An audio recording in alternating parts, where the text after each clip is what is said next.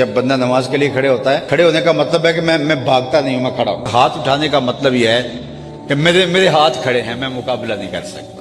پھر اس کے بعد کانوں کو ہاتھ لگاتا ہے، اس کا مطلب ہے میری توبہ۔ اس کے بعد پھر ہاتھ باندھتا ہے، ہاتھ باندھتا ہے، یہ انقیاد کی علامت ہے، میں تیرے حضور حاضر ہوں۔ پھر اس کے بعد رکوع میں چلا جاتا ہے، میں جھک گیا تیرے حضور، پھر جھک کے وہ سجدے میں گر جاتا ہے۔ اور انسان کے اشرف اعضاء سر میں ہیں، دیکھنے قوت آنکھیں سر میں، سوچنے قوت دماغ سر میں، بولنے قوت زبان سر میں، سونگھنے قوت ناک سر میں، اور سر مالک کے در پہ، اور ناک رگڑ رہا ہے زمین سے، ماتھا رگڑ رہا ہے، اور قولن کیا کہہ رہا ہے؟ سبحان ربی الاعلی۔